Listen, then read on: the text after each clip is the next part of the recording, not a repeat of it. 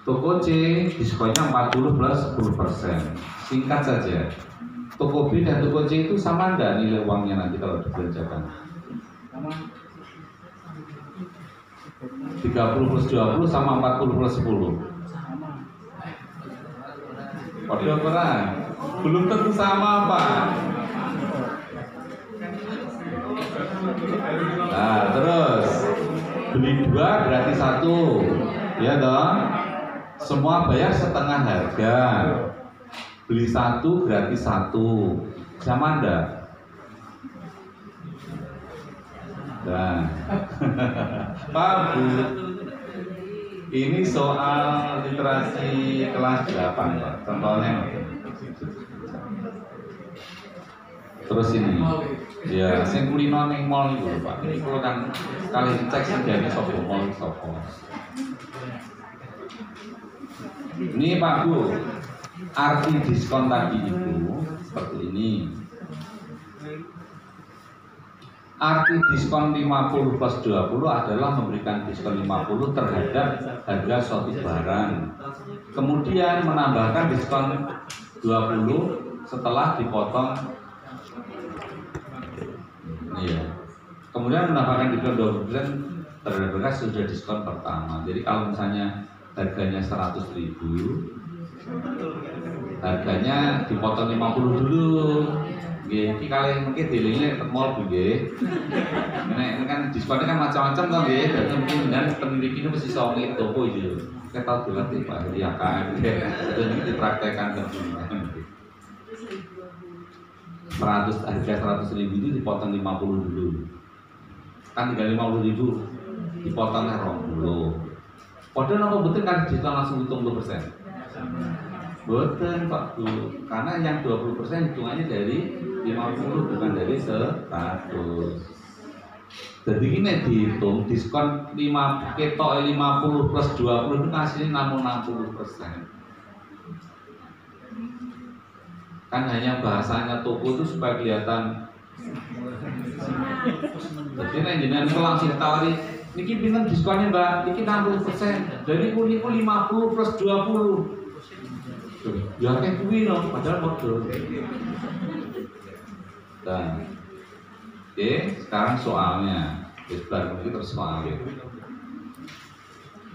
Soalnya gini. Cuma menjawab benar salah aja Pak. Kan penak tuh. Perhatikan diskon yang diberikan beberapa toko di atas. Klik benar atau salah setiap pernyataan berikut. Besar diskon toko B sama dengan di toko C. 30 plus 20 sama dengan 40 plus 10. Nah, sebelum menjawab itu, nenggone bocah kan mesti mikir tuh bocah ngitung. Nggak usah pakai hitungan des. Di sini itu proses. Nek toko B tadi katakanlah 40 plus 10 jadi ini sama ini. Nek toko C 30 plus 20 jadinya sekian kan gitu. Sebelum dia memutuskan benar dan salah. Jadi ada proses penalaran di sini.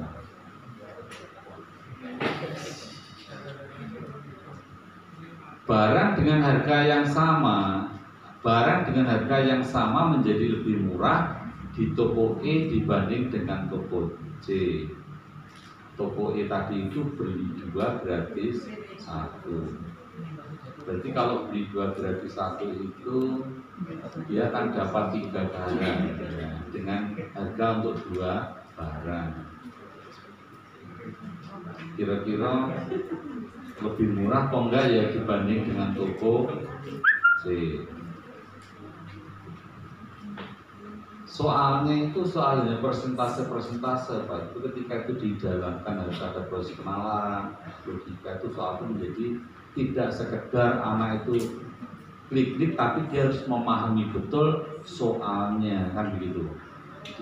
Letak literasinya di mana? Dia perlu membaca secara detail dan memahami bacaan tadi itu gitu Pak. Lah iki nek ulang rata-rata orang ngono. tes ini pokok sing diulangi di PN itu diulangi mana? Teksnya ada di situ, jawabannya juga yang teks kan begitu. Sekarang nggak seperti itu.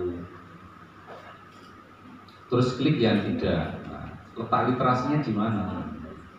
Letak literasinya itu anak-anak itu harus membaca dengan cermat dan memberikan penjelasan, Pak Bu. Yang soal nomor 2 nanti itu anak-anak ya atau tidak memberikan penjelasan. Literasinya di mana? Dia memberikan penjelasan tadi itu. Nah sekarang PR-nya, terbiasakah Bapak Ibu ketika mengajar itu membiasakan anak untuk menulis pendapat pribadinya dan seterusnya?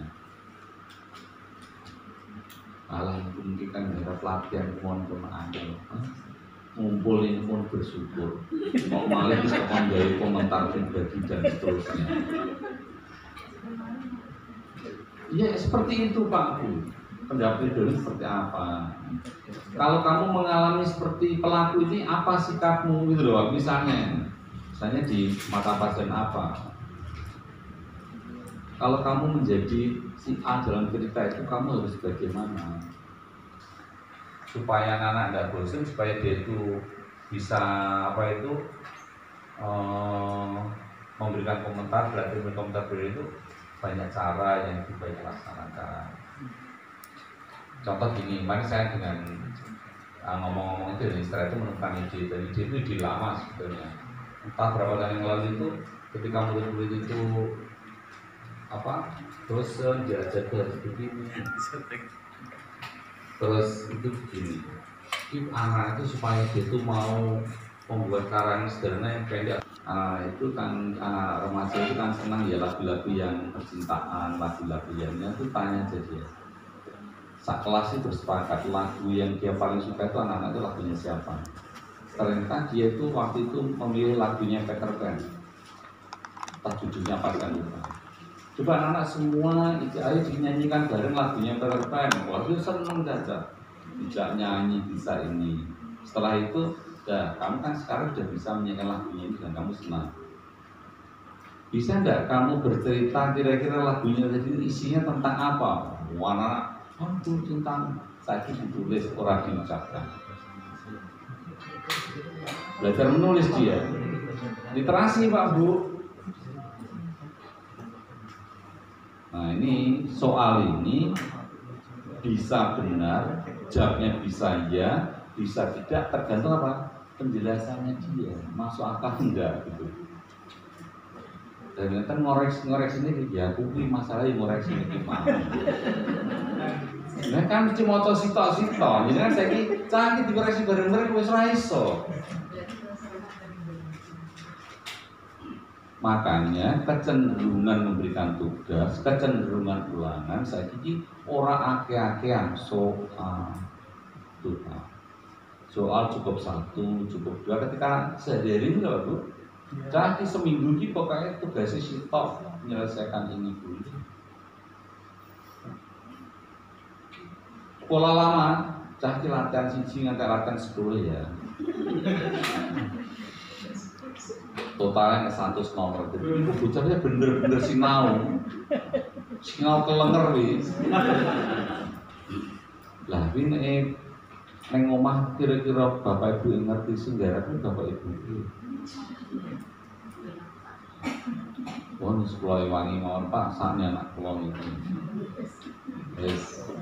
Kan seperti itu Pak Bu. Nah ini jadi mulai dari saya berbicara awal sampai itu kaitannya itu Bapak Ibu. Ada perubahan cara mengukur mutu sebuah sekolah, di mana sekarang itu tidak hanya berdasarkan yang tampak ini, tapi lebih prosesnya dan itu hasilnya. Hasilnya siapa pada anak-anak yang nanti diukur melalui BKD itu. Karena tipenya pertanyaan sudah seperti itu, berarti ngajarnya juga harus berubah. Cara memberi tugas berubah. Cara nyusul-nyusul ulangan juga berubah. Nek Bapak Ibu gak iso nggawe soal sing apik, download saja nyari. Tadi ya diketik di HP-nya, nanti ketik push pencet, kita akan muncul.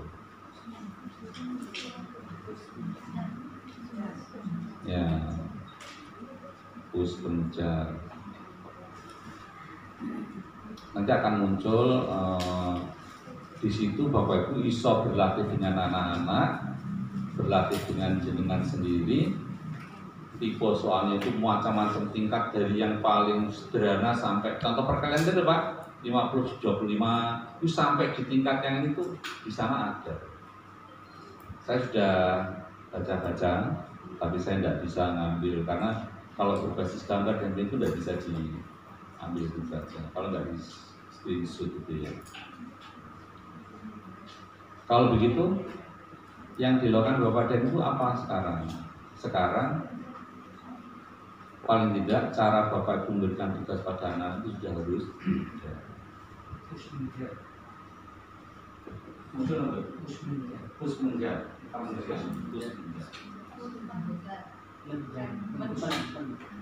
ya nanti dicari di situ.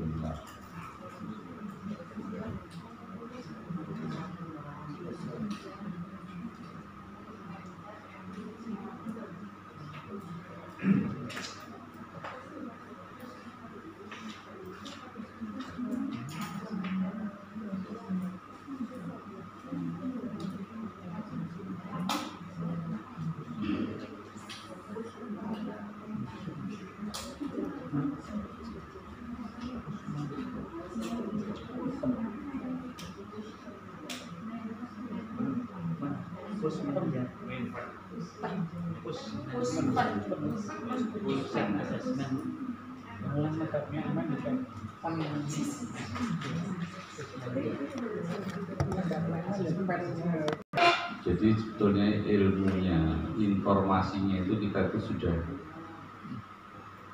lama dulu ya. Saya membuat lembar kerja itu tentang IPS. Bahannya saya membaca dari Kompas. Terus ini saya ambil gambarnya di Kompas itu, saya potong, saya tempelkan. Ini ya, Kompas 7 Oktober 2008 saya tulis itu. Terus saya beri tag pendek dan pertanyaan ini. Tugas untuk 2-3 pertemuan Pak Bu. Ini benar-benar literasi ya. Gambar di atas menunjukkan urbanisasi, yaitu perpindahan penduduk dari desa ke kota. Banyak hal yang menjadi pendorong, saya tebeli, penarik terjadinya urbanisasi. Pendorong berkaitan dengan keadaan desa dan penarik berkaitan dengan keadaan kota. Urbanisasi tampaknya tidak dapat dicegah. Tagnya itu. Karena tag terlalu panjang, anak berorientasi pada tag dia tidak mencari. Jadi saya orientasinya anak mencari informasi. Apakah apa sajakah pendorong dan penarik terjadinya urbanisasi? Menurut Anda, jadi sudah ini berarti anak membaca punya pengalaman diungkapkan, itu berarti karena di tag AKM itu juga cenderung begitu, memberikan reasoning, alasan, memberikan penjelasan. Menurut Anda apa saja yang mungkin terjadi baik kota maupun desa sebagai akibat dampak dari urbanisasi? Upaya apa saja yang dapat dilakukan pemerintah agar jadi seolah kita jadi pejabat di pemerintahan. Mungkin aku jadi presiden, aku begini, aku jadi bupati. Diskusikan pertanyaan di atas dengan temanmu dan seterusnya. LK IPS SMP kelas 8 1 KD 1.2 identifikasi permasalahan kependudukan dan upaya penanggulangannya. Tapi itu kurikulum yang dulu. Jadi itu LK-nya itu wujudnya sudah seperti ini Bu kalau untuk tugas-tugas sehari-hari. Jadi tidak banyak gitu.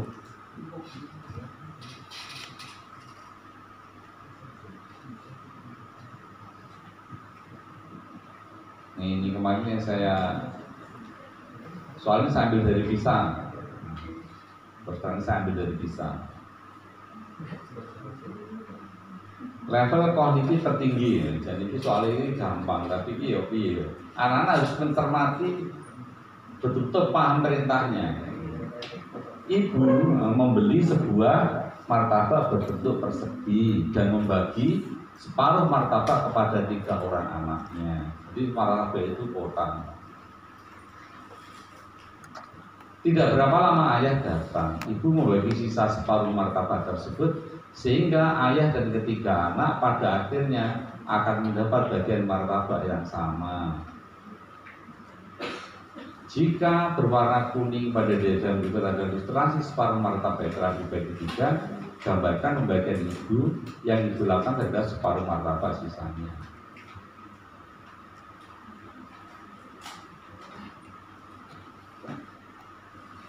Ini Pak Bu. Literasi tentang apa ini kalau di matematika apa Pak? Tentang pecahan ya, tentang pecahan ya. Itu soal sederhana sekali tuh. Tapi piye ki ngene betul. Lah dengan sing dadi ibu mesti bijak, ibu itu mesti bijak Pak Mungkin. Martabake kotak putrane telur langsung potong tol. Bapaknya tekor ya, endi Bu bagian Bu? Ya kudu tak potong ini Pak. Ya aku tetep dilene itu aku sing kok.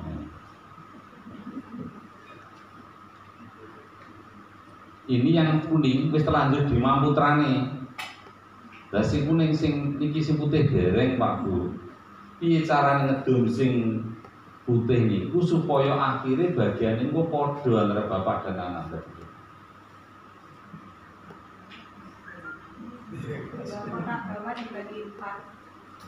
Yang kotak atas untuk bapak, kemudian 2 kotak yang bawah itu dibagi 4. Anak 3, bapak 1. Ya, dan tangkin, cerdas ini. Itu diprakteknya gitu itu. Catering Pak. Takut jajan lah nih Pak.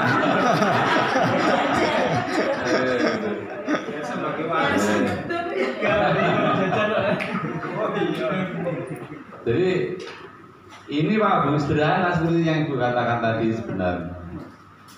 Jadi ini yang 3 ini sudah di mamputrane tadi biar, tapi hitungannya kan ini setiap anak dapat 1. Lah sing iki dibagi 4, asumsinya kan mungkin anak-anak nanti terjebak ya ini terjebak papat. Iya. Jadi tadi itu yang 1 ini paling atas ini diberikan bapaknya dulu. Ya, tak bagi kise. Desa kiki diporo papa. Seret ini diberi garis lurus dari sini ke sini. Ya. Terus dibagi 4 sama bagiannya. Iya, kalau ibu itu kan mesti seperti itu. Biasa. Itu wis gak senang, biasanya kemarin wis itu gak suka. Biasa. Ibu itu suka mentahannya aja lah, gak martabak maksudnya. Jadi itu ini cara soal Bu. Tapi anak kalau nggak mencermati, nggak terbiasa, nggak punya solusi, bingung juga gitu.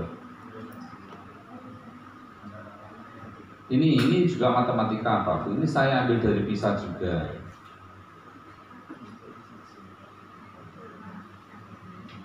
Ini saya itu suka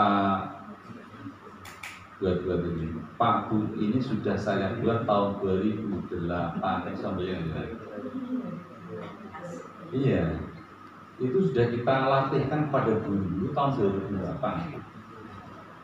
Tapi saat itu orang kangi lah, dialah kangi ini kok tahun 2020. Ya setengah kali kan. Nah, karena saya masih punya catatan, saya buka lagi. Nih, jadi ini isinya itu cuma gini aja Pak Bu. Nanti mengisi ini dengan angka. Pertanyaannya, perkalian manakah itu kan? Ini ada angka 8, 3, 5, 2. Angkanya itu ini. Terus anak disuruh memasangkan angka. Perkalian 2 angka manakah yang menghasilkan jumlah paling besar? Di sini loh Pak, 4 kotak ini. Perkalian 2 angka mana yang menghasilkan hasil paling besar? Angkanya ini. Nek bocah yang cerdas Pak, yaitu ini soal tingkat tinggi Pak, sederhana tapi sebetulnya hanya perkalian biasa. Tapi anak harus sudah memprediksi, mempunyai analisis memprediksi ini Pak Bu, itu nek kawasan C1, 2, 3, 4, 5, 6 itu kawasannya sudah ada di C3 dan C4 sama C5. Menganalisis, kemudian anak-anak mengevaluasi, memutuskan. Ini loh, kalau anak-anak cerdas dia itu mesti memilih mesti perkalian yang paling besar didahulukan kan?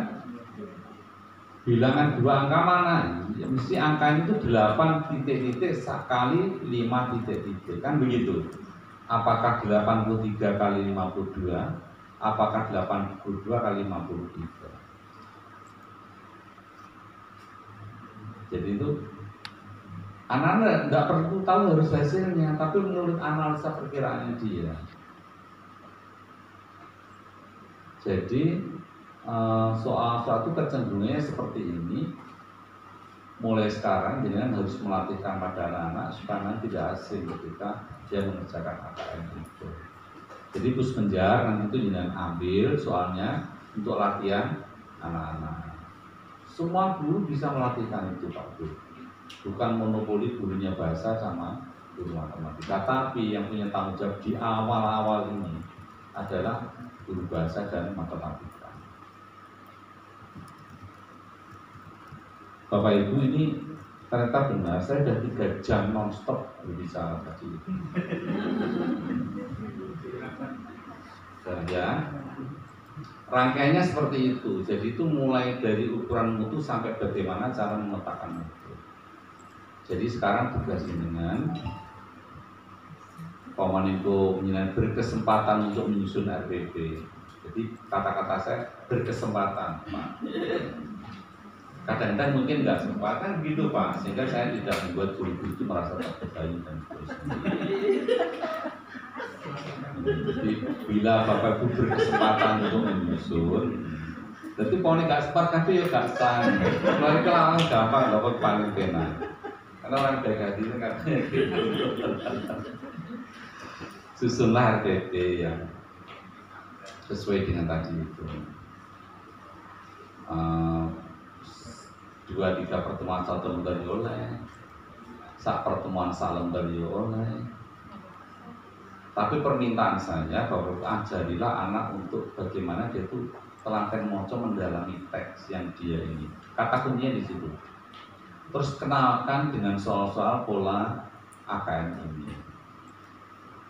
Karena hasil uji coba di yang tahun 2019 yang baru saja kemarin di Jogja dan di Jakarta itu, anak-anak kita itu rata-rata kemampuannya itu yang bisa menjadi hanya di bawah 5%,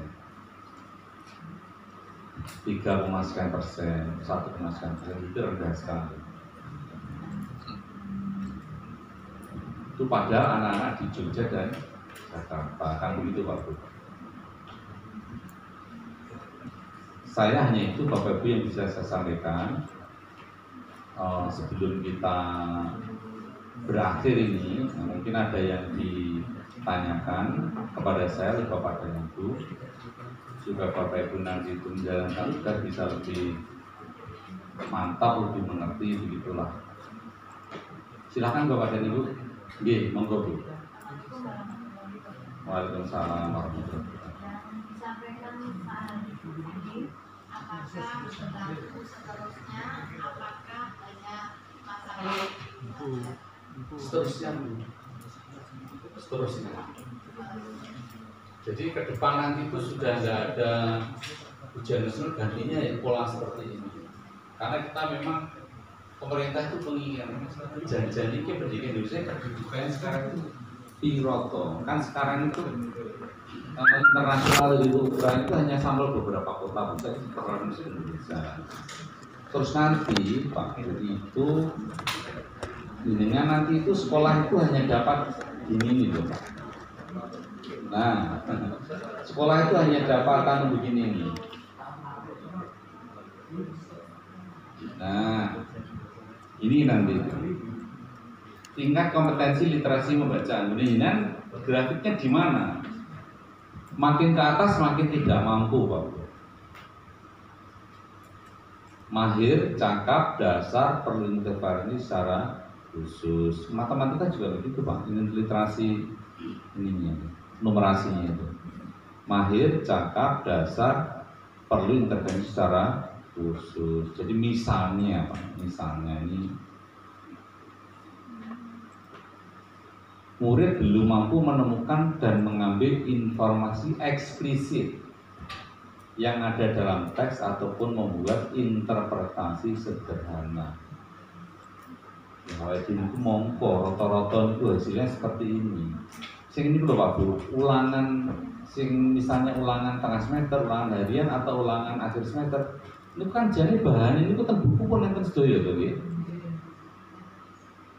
Nanti kalau misalnya anak itu saja belum sukses berarti itu ya berada di grade paling bawah. Ternyata dia sudah mampu, mina ada di grade paling dasar. Anak mampu menemukan dan mengambil informasi eksplisit yang ada. Ini informasi eksplisit itu informasi yang tertulis secara real, bukan menafsirkan ya. Nah, semakin naik. Jadi ini startnya mulai tahun 21 ini Bu, sampai seterusnya. Nanti itu polanya sudah seperti itu. Lah tentu saja itu berpengaruh terhadap pola mengajar kita, berpengaruh terhadap pola kita memberikan tugas pada siswa, kan begitu. Implikasi pembelajaran lintas mapel. Ini ya, pemanfaatan dasarkan untuk menguasai konten. Implikasi pembelajaran lintas mapel. Iyo, tantangan berat karena Bapak Ibu saya yakin itu belum pernah punya pengalaman untuk ini. Lintas mapel, Pak. Misalnya misalnya gini, di bahasa itu tentang teks prosedur, misalnya membuat poster. Bisa enggak di mata pelajaran itu juga mengunggah yang nanti akhirnya itu anak-anak bisa buat poster begitu? Bisa, misalnya di seni budaya, di prakarya, di